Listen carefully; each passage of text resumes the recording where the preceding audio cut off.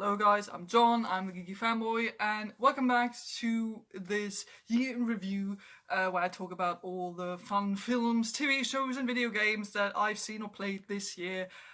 In our first part I talked about my 5 favourite films that I've seen this year, and today I want to talk about my favourite TV shows that I saw in 2020. So some of these did actually come out in 2020, but some of these came out a while ago, and some of these only had a new season or a new series this year. But there were a couple of very interesting shows that I ended up watching this year with all the time we've been given. So let's not waste any time. Let's go.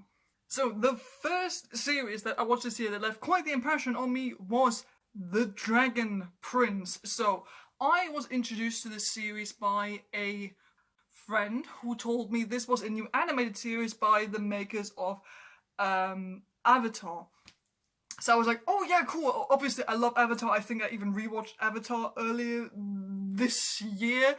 So I was like, yeah, okay, cool. Definitely gonna watch it. And it's really cool. The animation style is quite different, and it's something I had to get a bit used to because it's more like 3D-ish sort of animation, which if you think in the first season still looks a bit, unpolished, it gets better as the series progresses. I think as of right now there are 3 seasons. I think there's supposed to be a 4th one as well at some point. But for now there are 3 seasons, and they are absolutely amazing and very interesting. It's like as if someone mixed Avatar with, D&D fan stories, but they're like really, really cool. And we have like elves and humans and dragons and so many different kinds of things. It's just a very interesting and very endearing story with a lot of heart to it. Right, it's about, as you can tell, the Dragon Prince. So it's about most like the world of the man, world of the humans and the elves, and there's sort of a war, and not everyone is really like friendly with one another, and it's all getting kind of dangerous, and it's all because I think it's been a while since I watched this. I'm sorry, because the humans like killed one of the last dragons, or killed the Dragon Prince. But obviously, as it turns out, the Dragon Prince is still around, and 2 humans, 2 boys, brothers who are kids to the king, to one of the kings in the human realm, end up finding this egg, and they're like, okay, we're gonna bring this Dragon Prince back to its original place, and I hope this is gonna solve the conflict in the world. And they are accompanied by an elf girl who was originally sent to kill them, but then she recognized, oh, there's actually this dragon around, so I'm gonna help you solve this whole conflict. And first off, the friendship between these 3 guys is absolutely adorable. It's amazing. You have a bit of romance there that is actually quite obvious when you start the season, but it plays out really nicely. And just in general, the world building in this is absolutely amazing, where you really feel like you understand as you go on watching the show, you feel like you understand the politics and the societies of this world, where everything is, how things work, how the politics work. And it's not just black and white. It's not like the elves are bad, the humans are good. It's not that, because you definitely have like very big bad antagonist people on the human side, where at first you think, okay, yeah, he seems a bit sketchy, but he's on the good side. But then you realize maybe not really. And you also find out about the elves and what they're doing, and it's just, there's just so much detail to this, where you feel like after you've watched the 3 seasons that are currently out, you really feel like you have a very good understanding of who all of these people are, what their motivations are, what their characteristics are, and what kind of world they are in. Like, you really get to hear about the politics, how the economy works, how the society works, how, different relationships between the kingdoms and the countries, how they work out.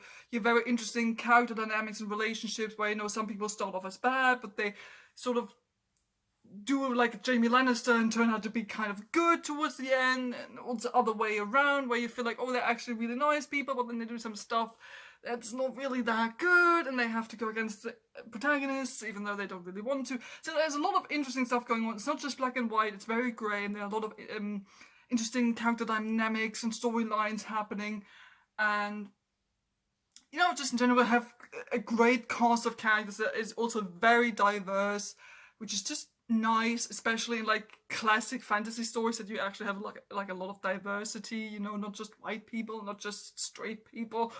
It's really nice, and I'm I'm just really looking forward to seeing how this whole story ends, because it sort of becomes bigger and bigger as the story progresses, where you have the sort of this personal scale with our main group, but then you have like the overarching politics of the whole thing, and a war looming over the country.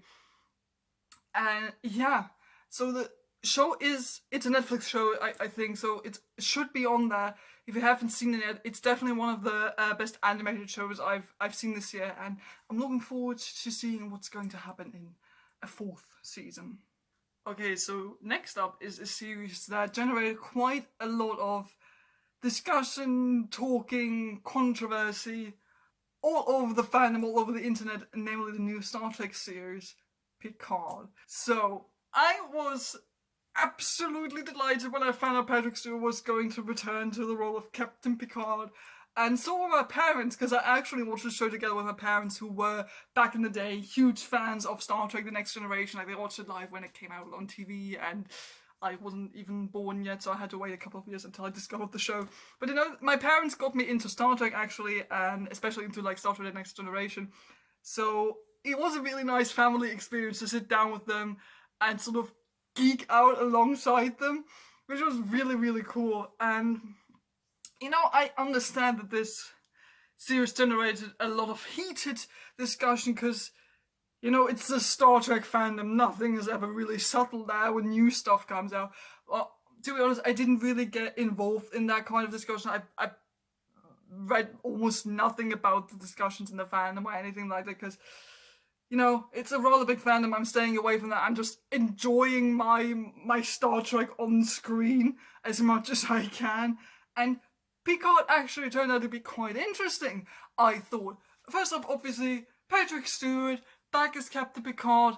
Oh, it's just so good. I love that man so much. He still is and will always be my favourite Star Trek captain. And you can tell in this series that Picard is mostly still, the same man with the same principles. But, a couple of years have gone by. He's sort of marked by what's happened and by what's happened in his career, and we get a glimpse at, some political things and some decisions he's made in the past, or actions he hadn't really any control over, and decisions he's made that, had many, many consequences, and he's sort of taking a stand, and we can see how that has, to a certain degree, also changed him, which I think is really interesting, that we sort of get this insight in to Starfleet Academy, especially to a degree where they aren't necessarily always the good guys, which I really, really like. Where, we have Picard standing there being like, yeah, I'm into Starfleet, I was one of you, and I'm usually all up front with your ideas, and it's cool, and I'm trying to do the best I can, but there's some stuff you've been doing that's not actually that good, and I'm gonna take this decision, and I don't care what you think. I really like that. So there's a lot of like personal conflict going on there, also especially with the politics that get explored a lot in this future of Picard. And what I did not expect they would do is there's actually quite a lot of significance given to Data, which of course, for someone who absolutely adored Data when I watched the show originally, like he's my boy, he's given quite a lot of significance. He even makes like a couple of appearances in the show with, Brent Spiner. Love him. I'm glad he came back for this. And he actually looks quite good. The de-aging and everything looks quite good, I think, actually. And I'm glad he came back. So it's all about, androids not really being a thing anymore. It's sort of forbidden now that they exist. But then it turns out there are actually 2 new androids who were made from, Data's own, mechanical parts, they're sort of related, they're in a way, Data's daughters because they were created from materials that came from him. And Picard basically goes out to find this android girl. He wants to protect her because he finds out that is it the Romulans? The Romulans are actually trying to find her as well and destroy her. And, it's all very personal because, he's still connected to Data and he wants to help this girl. And it's all very sweet and dramatic. And he goes on a new space journey. He gathers a new crew with mostly very interesting characters, I thought. And he goes out and tries to find this girl, but we're also following the android girl. I think her name was Sochi. What she's doing, she's actually working on like a Borg cube that has been disconnected from the collective, so they're trying to take the Borg bits out of the people and make them into normal people again, which I think is interesting content. Also, we get to see Hugh back again, which I did not expect. It was cool to see him. We get 7 of 9 because we got Borgs, and of course we got 7 of 9, which was absolutely amazing. My parents and I freaked out when we saw her coming in on that one episode. We were like, oh my god, yes. So we don't only have Picard and new characters, but we also have characters from other Star Trek series, not just from the Next Generation. Of course, we get a couple of cameos from Next Generation characters. We do see Riker and Diana, and it's super adorable when we see them and the family, and it's nice, and yeah, sure, it kind of plays to your nostalgia, but it just works, And I just thought this was a very entertaining, dramatic, new entry into the Star Trek universe. Yeah, I get it, there's some stuff in there that maybe doesn't work as well. There's some stuff in there towards the end where you're like, does this mess with the canon? Does this mess with Picard's character? Is this a bit weird? Yeah. Does that take away from the entertainment? In my opinion, no. I thought this was still a very interesting show and a good entry to the Star Trek series. My parents, as much as I know, enjoyed it as well. There is supposed to be a second season at some point in the future, which I'm very interested in seeing. And for me, this was a great continuation of the Picard character and an interesting exploration of the Picard character and his standing in this Star Trek world, in this futuristic world where we see what has happened to him, but also to, the greater Star Trek universe. And, I think it's a good sci-fi watch, and, just don't get too worked up about it just because it's Star Trek, but, it's nevertheless entertaining. So, yeah, Picard, go watch it. The next show I want to talk about is actually a show I think I started watching in 2019, but it found its conclusion earlier this year, namely Bojack Horseman. The 6th season of Bojack Horseman, which was the final season, came out, I think, very early in 2020 and concluded this animated Netflix series. And oh boy, was it a ride, an emotional ride. I cried so much. So yeah, bit of history. I very honestly gonna tell you, I originally started watching this show because I knew Rami Malek voices a character in the 5th season of that show. Granted, it's a character that appears for multiple episodes, not just one. And I had heard good things about the show and was like, okay, let's give it a watch, let's see what happens. And oh my god, I just fell in love with this show so hard. Because at first, especially when you watch the first season, you think, oh, this is just your standard adult cartoon series with an art style that I honestly had to get a bit used to, because it's not, I think it's not your standard aesthetically pleasing style, but you get used to it quite quickly, I think. Especially because you have this weird combination of, humans, but animals are also a thing, and anthropomorphic animals, but they all live together, and the styles are a little unusual, but, it works.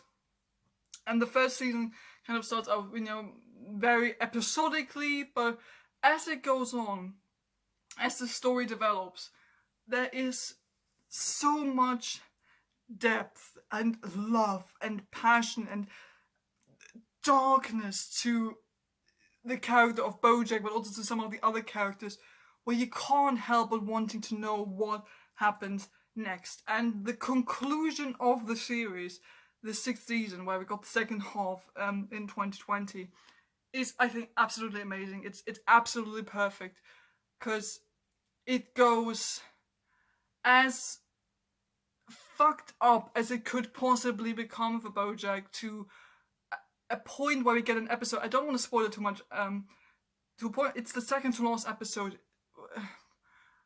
which is just all sorts of depressing and fucked up and anxious and weird and creative and so emotional, where it got to a point I basically full on cried for like 10 minutes, and 10 minutes more after finishing that episode, because it's just such an emotional roller coaster, especially if you've been following the show since day one and watch the whole thing, and then get to that point, to that second to last episode, and then the next episode that is the last one, which resolves the whole journey, I think, quite satisfyingly.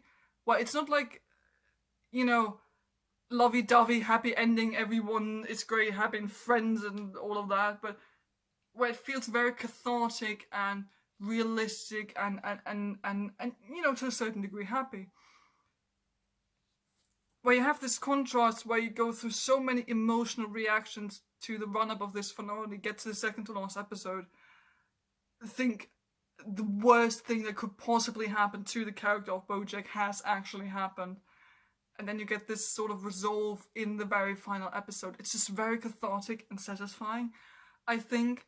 And especially like the second half, this last half of season 6, this last part of the show has made me realize how much I've actually learned to appreciate the series, that I initially just started watching for this one guy in the 5th season, and I did not expect to fall for this anime show as much as I did, because there's just so much depth to it.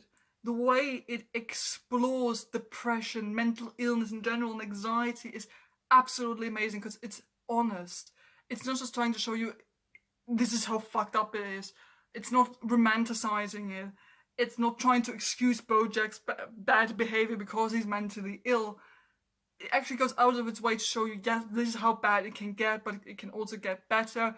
This is what can happen because you're mentally ill, but it doesn't necessarily excuse the bad things Bojack is doing. And it's just such a great exploration of this character who started as this very cocky former TV star, and we start watching his downfall, and then him trying to become this great man again, but then it goes absolutely wrong, and he hits such a huge rock bottom in this, where you have such an emotional roller coaster throughout this entire series.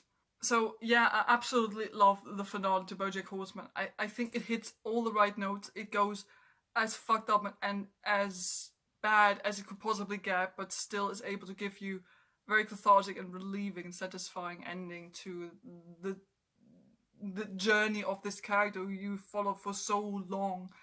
And it's definitely one of the best shows I've seen this year, but it's definitely one of the best shows I've seen ever, which is surprising, because I definitely did not expect that when I started watching this show back in 2019, and then actually eagerly awaited for the sixth season in 2020. So yeah, if you haven't checked out Bojack Horseman, it's a Netflix show, so you should find it on there. Definitely go check it out. You can binge watch the whole thing now since the 6th season is out. Definitely go watch it. I can only recommend it. And yeah, definitely a good ending with the 6th season. The next show I want to talk about is a DC show, namely DC's Legends of Tomorrow. So this is a show that has actually been going on for quite a while. I think 5 seasons are out currently. So I came across this because I watched the Constantine TV series. Shout out here to that series. Got cancelled too soon. It's actually a pretty good show. And I read some of the Constantine comic books, and I was like, doesn't he appear in another show? And yeah, he does in DC's Legend of Tomorrow. He comes up in the 3rd season of that show, and I think becomes a main character starting in the 4th season. So initially, this was just for me starting to watch it. I'm like, okay, I'm just watching this for this one character. We just have to get to season 3, and then it's gonna be good. turns out this show is actually kind of really fun and entertaining from the very beginning. This show is absolute bonkers. So don't expect anything like this is super serious or dark or, just be prepared for weirdness, but very wholesome and endearing weirdness. So DC's Legends of Tomorrow follows this group of misfits. Some of them heroes, some of them, just normal people who can do cool stuff. Some of them are bad people, actually. And they are called together in order to time travel, which I did not know was going to be a thing in that show because I virtually knew nothing going into this. So basically, Rory from Doctor Who comes in and is like, I'm the Doctor now, I can time travel. Kind of, that's what happens. And the series starts out with them going back into the past, trying to fix certain things that happen in order to, defeat the bad guy. And, the time travel always kind of creates new plot problems for them to fix in the upcoming seasons, So then it kind of starts, okay, no, we actually need to go back to solve this other problem we've created in season 1. And it's like, oh no, incongruities have shown up throughout history, so we need to fix that. Oh no, weird fantasy demon hell creatures are creeping up throughout history because of things we did. Now we need to go stop the demon creatures together with John Constantine, who's now here. So, yeah, like I said, absolute weirdness, and it's so cool, I think. So we have this gang of characters who are not always the same people. So I like that there is a lot of, circulation. So we do have a stable cast of, 3 or 4 people that are always there or there for a longer time, but we also have people that are just there for 1 or 2 seasons but then either leave or something happens to them, or I don't know. So we do get a different cast of characters on almost every season, which is on the one hand very interesting because we have the possibility to explore different characters, but maybe it's also for some viewers kind of stupid because maybe you're really into this one character and then they disappear after one season, or maybe this one character could have had the potential to be really interesting, but then no, they're out because we have someone else now. But in general, the characters of this show elevate this absolutely ridiculous plot throughout the show so much because you find yourself really in love with these people because they're just so endearing, and they each have their little personal journeys throughout these 5 seasons. There's personal relationships. The romance can be a bit, annoying at times, but once they're all settled, it's actually kind of nice. They do need to find their kind of direction a bit in the first season, the second season. It gets there, and it's actually kind of cute. Some of the relationships are really, really sweet. Also, the LGBTQ plus representation in this show is amazing. We got lesbians, we got gay people, we got bisexual people. Out of the wazoo, everyone gets something. John Constantine is canonically bisexual in this. We see him having relationships with men and women. It's amazing. That's what I came here for. It's absolutely fantastic. And as long as you don't go into this expecting something serious, if you're able to sit down and just let yourself be entertained by this weird fantasy sci-fi stuff that's happening, you're gonna get a show that is really, really funny and very, very much entertaining, I think. Because there's just so much detail and love and weirdness to the show, where you can tell they just have the possibility to go absolutely wild with these different kinds of concepts they have. Not just time travel, just in general, demons, hell, going loose, and fixing history, going up and dressing up as historical people, but at the same time defeating evil guys who turn up throughout history. It's, especially if you're if you're into time travel, you're definitely gonna find something fun here. If you're into just cheesy, maybe occasionally campy, cringy stuff, but not to the point where it becomes embarrassing, but instead it's just it's fun, it's weird, but it's actually kind of cute, that sort of thing. This is your show. It's just a very comforting watch, I think, and to me, it was very surprising how attached I got to these characters, given the fact that I initially started watching this just so I could see John Constantine in 3 seasons. But you actually end up, at least I ended up loving a lot of these characters where, there were moments and emotional episodes where I cried a bit because, I got really attached to these characters, and there's some good moments in here. And the characters are, the actors who are portraying these characters are all doing a wonderful job, I think. And I think that's supposed to be like a sixth season at some point as well. So I'm definitely looking forward to that. And I think it's definitely one of DC's more entertaining shows because it just feels so different compared to everything else because it's so bonkers and wild and just out there doing its own thing. Where you also do have some references to other DC characters that you've seen in, The Flash, Green Arrow, and then actually I think Supergirl at some point as well. So some people said you need to have seen some of the other shows in order to understand what's going on, since a lot of these characters come in from other shows. But I've seen none of these other DC shows. The only other DC show I've seen is Gotham, and that one has nothing to do with this.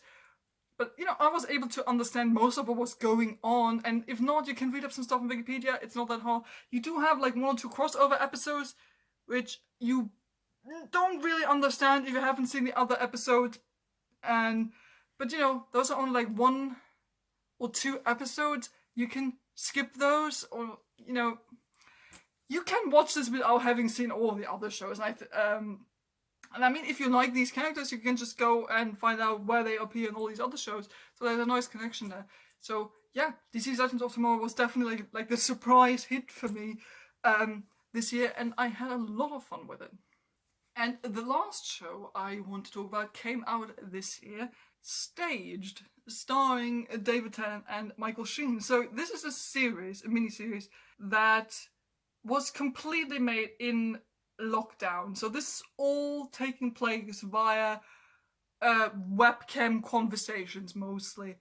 And I absolutely adore what they did. So of course, I love David Tennant and Michael Sheen. After watching Good Omens, I'm like, yeah, these two men just work so well together. And I love that they're basically running with this is real life, but fictionalized.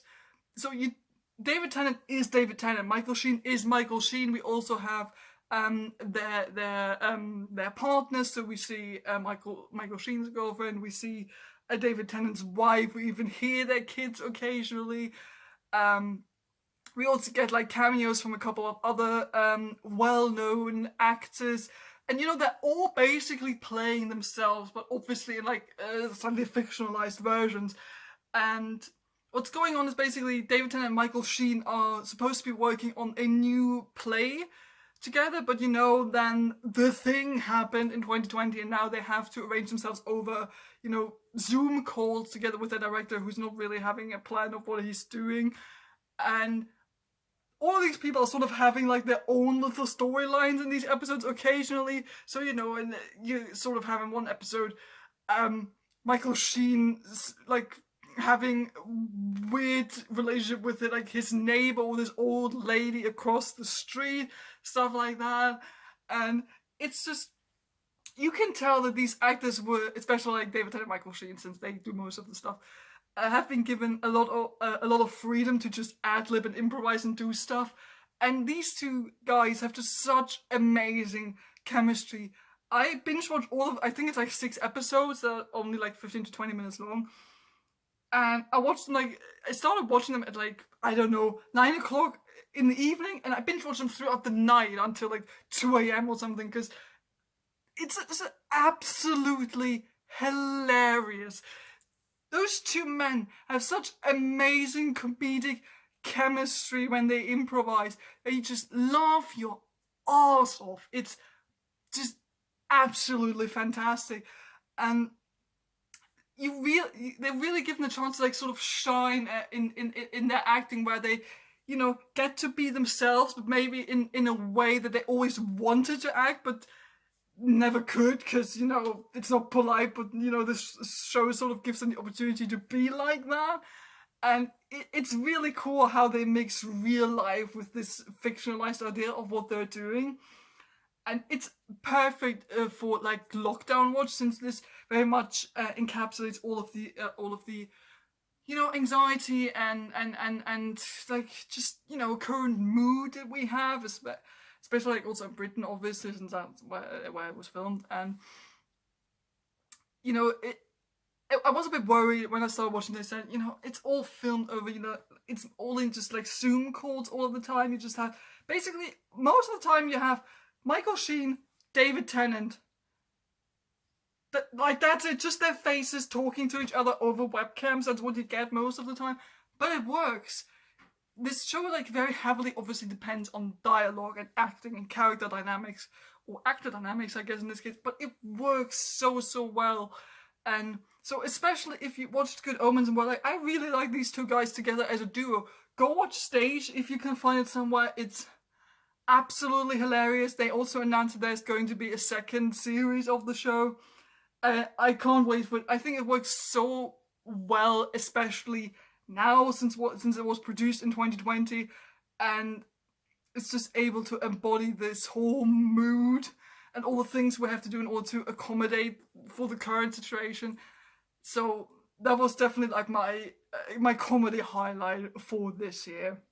And just to wrap this whole thing up, a couple of honourable mentions. Umbrella Academy had its second season this year, which I enjoyed a lot. Not as much as the first season, if I'm being honest, but, you know, it was great seeing these characters back. They did a lot of interesting things with some of my favorite characters. I did a big review on the whole second season, so go check that out if you haven't seen it yet. Another one of my favorite shows that got a second season this year was The Alienist, which, you know, scratched the edge for, you know, crime, serial killer drama, which again I did not enjoy as much as the first season, but, you know, it gave a lot of focus to especially the female characters in the show. Took a bit of a step back from the characters I actually initially liked in the first season, but they didn't get to do as much in the second season. But nevertheless, a lot of interesting stuff going on there. And another honourable mention is, just because we mentioned David Tennant, there was a new true crime series with him called Des, where he played a serial killer, and he's absolutely amazing. And so it's all based on a true case, and he plays like I think like Scottish serial killer, would make sense, he's Scottish. And it was just very, very interesting. And it came out earlier this year, and I'm surprised not more people, especially like on Tumblr or something, talked about it, because, you know, it's David Tennant playing a serial killer and it's true crime. There's like all the popular things on the internet put together, and I think it worked really well. And I think it has only like 3 episodes or something, so it's like a mini-series, but it works really well. It's actually quite interesting.